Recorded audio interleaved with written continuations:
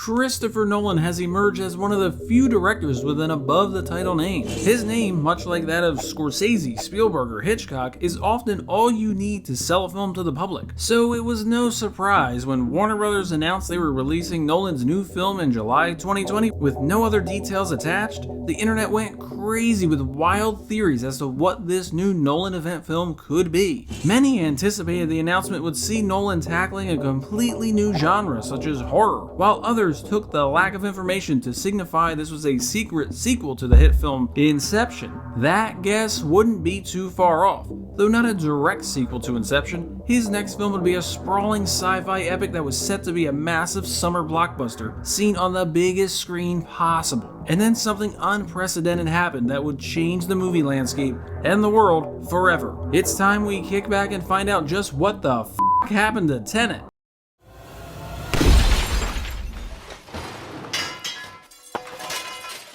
Christopher Nolan has built his name up over the years, whether it was with mind-bending murder mysteries such as Memento and Insomnia, comic book masterpieces like the Dark Knight trilogy, magical dramas with twist endings such as The Prestige, historical dramas that bend time in Dunkirk, or massive globe and galaxy-trotting sci-fi epics like Inception and Interstellar. Nolan has made each film distinctly his own, and in doing so built up a loyal fan base that eagerly anticipates his every film. Each time a new Nolan film hits theaters, the internet is abuzz with talk of what could he possibly do next. Tenet was born from a simple idea that came to him while making his breakout hit Memento 20 years ago. While putting that film together, he thought of a single image that helped him crack the way in which to tell a backward story. The image was that of a bullet being sucked out of a wall.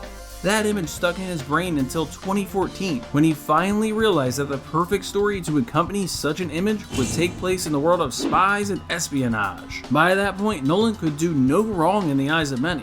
His Dark Knight trilogy reinvented the comic book genre with its grounded storytelling, while Inception became one of the most talked about movie endings of all time. And yes, the totem was wobbling and Leo got out.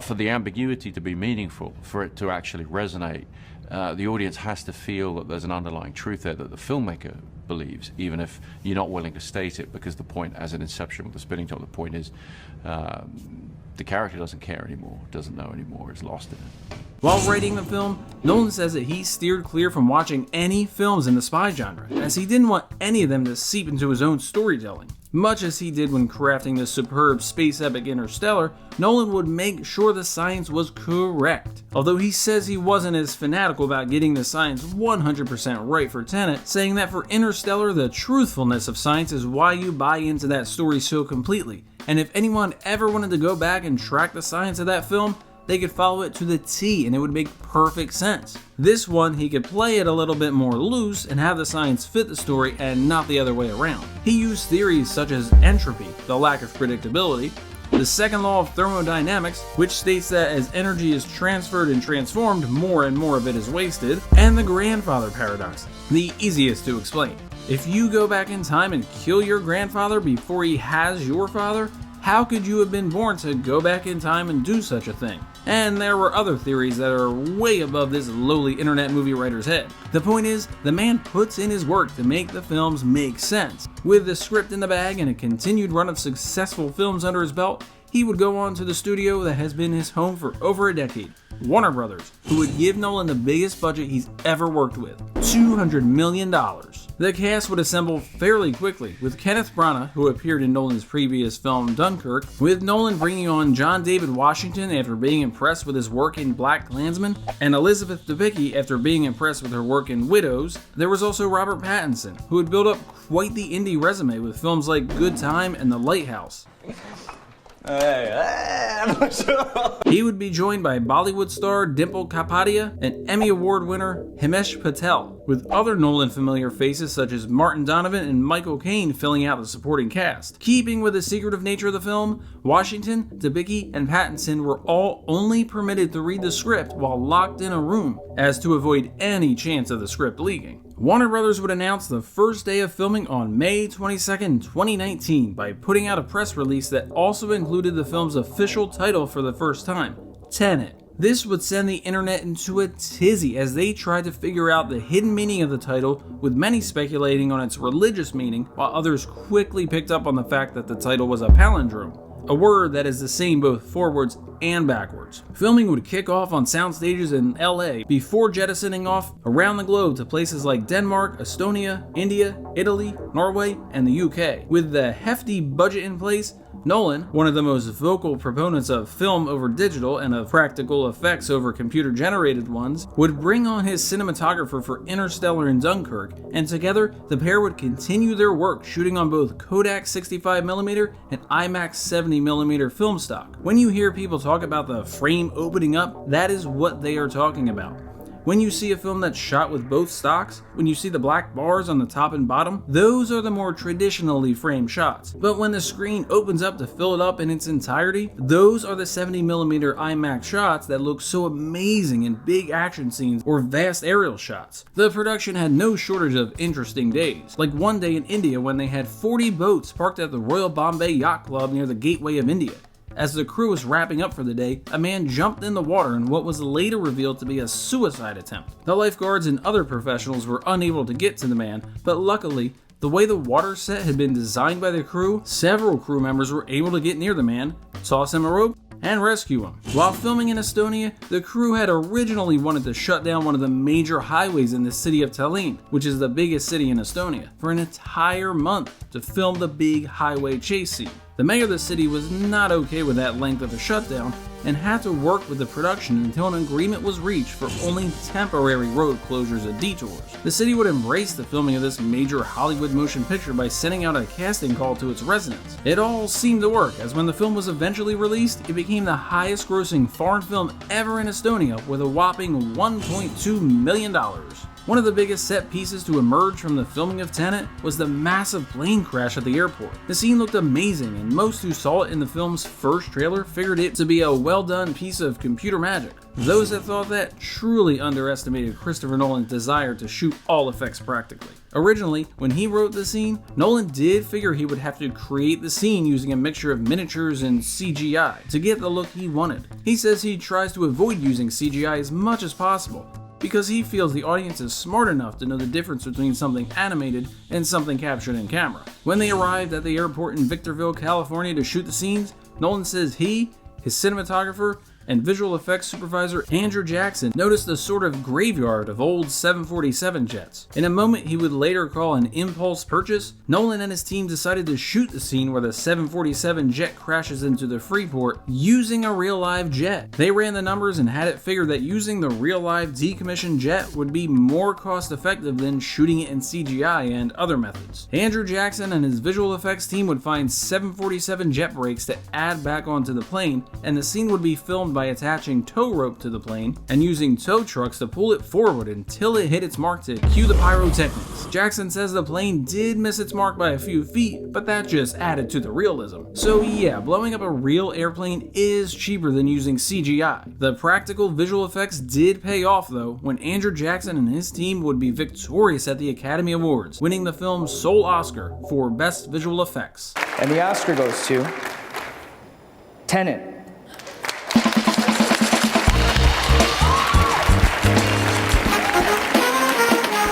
The film would finish shooting in late 2019 and post-production would begin shortly thereafter. Nolan would reach out to his frequent collaborator Hans Zimmer to compose the score, but Zimmer had to turn it down as he chose to compose the score for Dune instead, which, given the fact that Zimmer would go on to win the Oscar, it is hard to argue with that decision. Nolan would then turn to recent Oscar-winning Black Panther composer Ludwig Göransson, who would study retrograde composition, which is how you make a melody sound the exact same forwards and backwards. In addition to being an Academy Award-winning film composer, Göransson is also a Grammy Award-winning producer who's worked with such artists as Childish Gambino, Adele, and Travis Scott, with whom he would collaborate with for Tenet's closing credit song, The Plan. The first footage for the film was screened before the Dwayne Johnson, Jason Statham Oscar-snubbed Fast and the Furious spin-off Hobbs and Shaw, with the film's entire prologue, the opening Opera House siege, playing at IMAX theaters before showings of Star Wars The Rise of Skywalker in late 2019. Audience reaction was swift, with fans eagerly anticipating his new sci-fi epic that we still knew nothing about. And then, the world changed forever. Do you remember where you were on March 11th, 2020? It was a day like any other. The sun was shining, birds chirping, There were rumblings and probably some particles in the wind about a virus that was quickly spreading, but life had continued to go on for most of us, unimpeded by such trivial things. And then came 9 p.m., March 11th, 2020. The Masked Singer had just unmasked its latest celebrity. On this day, it was Sarah Palin dressed in a bear costume, and as we sat on our couches, the US president came on our televisions and informed us that this little virus we had been hearing about had now been classified as a full-blown pandemic by the World Health Organization. Still, none of us really sounded the alarm. This is something out of a movie, and things like this don't show up on our doorsteps. We'll be fine, we said. A few hours later, it was announced that the NBA had decided to postpone all their upcoming games indefinitely in order to protect the players and fans. And then, shortly after, news broke that shook the entire world to its core. Tom Hanks and his wife Rita Wilson got the vid. Shit just got real. As the world dealt with a new reality, so too did the movie industry. The weekend of March 13th to the 15th, 2020 had a top 10 box office gross of $49.58 million.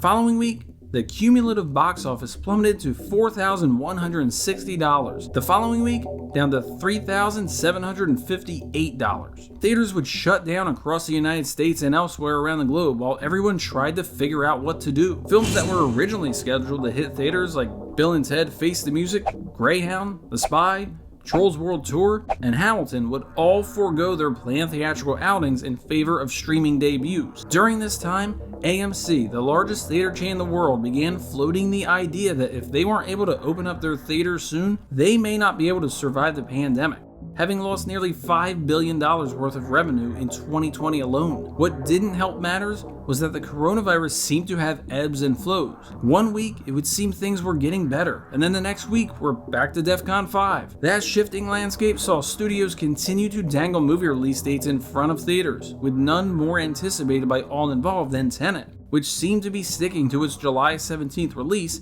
having embraced the new way of filmmaking, doing everything remotely. As some theaters reopened, they would rely on older movies to fill vacant screens while awaiting any new content to arrive that could drive those that were willing back to theaters. On June 12th came the first blow. Tenet had been pushed back by 2 weeks to July 31st. Just a week and a half later, Warner's would announce the second delay, pushing it back to August 12th. By this point, Disney had been keeping an eye on the release of Tenet as a blueprint for their own epic Mulan. They decided to just call it a day and release their film directly to their streaming service, but at an additional cost of $30. Meaning, you had to first pay to subscribe to Disney Plus and then pay an additional $30 if you wanted to watch the live-action remake of Mulan. That simply wasn't an option for Tenet, as even if this wasn't a movie by a visionary filmmaker who champions the theatrical experience more than any other, Tenet cost $200 million to produce and another $150 million believed to have been spent on marketing, with Warner Brothers saying that each delay the film had added nearly $500,000 in marketing. Releasing this anywhere other than theaters would have been catastrophic to their bottom line. On July 20th, with movie theater openings still coming at a snail's pace, Warner Brothers pulled Tenet from the release schedule, this time not offering up a new date, only saying that a new release date would be announced imminently. A week later, the studio would announce that Tenet would open in some international territories a week before opening in the US on September 3rd. In the meantime, other studios saw an opportunity to test the waters with non-tentpole films. First out of the gate would be the Russell Crowe starring Unhinged, which would be the first film to receive a wide release on August 21st in 1,800 screens. Unhinged would gross just $4 million that weekend. It would be followed a week later by the long-delayed X-Men film The New Mutants, with just over $7 million made in its opening weekend. And then it happened. September 3rd, 2020, Labor Day weekend. Tenet was finally released in the US. Warner Brothers would actually hold early access screenings at IMAX theaters across the country from August 31st to September 2nd. At this time, AMC had been blocking off seats around others that were occupied, meaning that if you bought a seat, the seats next to you on either side or in front of you, those surrounding would be blocked off. Honestly, it's movie-going bliss for an introverted germaphobe. At the time, we were still 3 months away from any sort of vaccine being available. So with this very limited knowledge we had on the virus, it was very possible you were putting your own life at risk just to go to the movies. You could wear a mask, socially distance, but at the end of the day, if the guy 3 rows behind you decides to take off his mask and sneeze, well, we know the scene from Outbreak. Water. You have to wait your turn, sir. Help me, I need water. So the movie is released and it does so-so numbers, opening to only $11.6 million on its first official weekend. Although at that point it had already taken in nearly $9 million for those early access screenings, so really it opened to around $20 million. Although keep in mind at this time, many theaters were not open, including every one in New York and Los Angeles, which are the two biggest markets in the US. Tenet would remain atop the box office for 5 straight weeks before being taken down by Robert De Niro in The War with Grandpa. Reviews for the film hailed it as a visual treat with the type of mind-bending storytelling you expected from Christopher Nolan. However, others would just find the film confusing and convoluted. But the biggest problem the average moviegoer had with this film was that you just couldn't hear anything. The sound mix was so robust that almost all the dialogue was inaudible in most theaters. This is not a new complaint for Nolan's films, as many had a hard time understanding what Bane was saying in The Dark Knight Rises, as well as similar complaints for Interstellar and Dunkirk. One critic even noted in his review that for a film like Tenet, that's supposed to show audiences that theatrical moviegoing is worth saving, it will probably play better on Blu-ray with the subtitles turned on. Nolan would respond to these sound complaints by saying that he and his sound team decided long ago that they were not going to mix these films for substandard theaters. They're mixing for well-aligned, great theaters that keep up to date with the latest sound equipment. He also notes that oftentimes the dialogue is just one piece of the experience, saying that sometimes the dialogue is only there as a sound effect that emphasizes the surrounding noises. In the US, the film would peter out with just $58.5 million, while international audiences would propel it higher with $306.9 million, for a total worldwide gross of $365.2. Given the film's high production budget and marketing costs, many predicted the film would need to hit at the very least $500 million to even be considered a moderate success. The entire industry looked at this and were now more cautious than ever with their upcoming slate of films. Warner Brothers would announce their next big tentpole,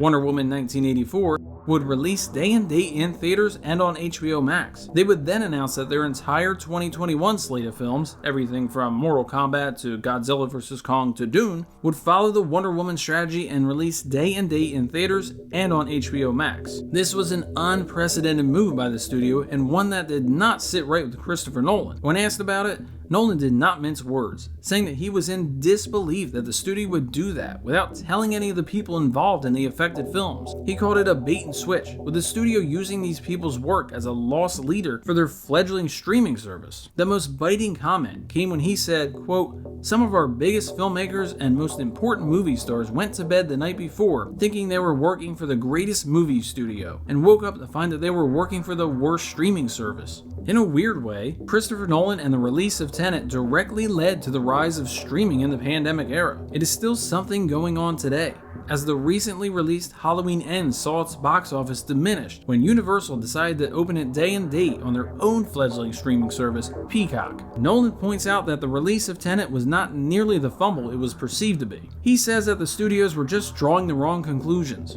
They were so focused on where the film underperformed that they failed to look at the fact that in the areas where their pandemic was handled correctly and the public felt safe going to theaters, the film was a massive hit like any other blockbuster. But in the areas where the virus was most out of control and not handled in the best way, this is where the film failed to find its audience, and they panicked. Of course, Nolan was right. Films like Spider-Man No Way Home and Top Gun Maverick have shown that going to the theater to experience a highly anticipated film is still something we're willing to do in record numbers. It just seems that Warner Brothers and maybe even Nolan got so enamored with being the movie that saved the movie-going experience that they didn't think to just wait it out a little bit longer. Of course, hindsight is 20/20, and we can see that if they had just waited a year, Tenet would have played the way it was always meant to, even more so given that extra year of anticipation.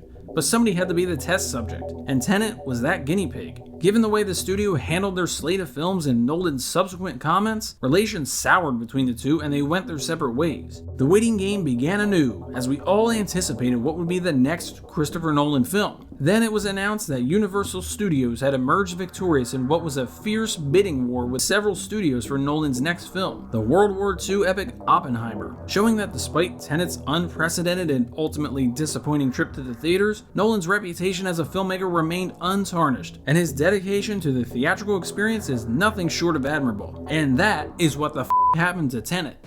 I ordered my hot sauce an hour ago.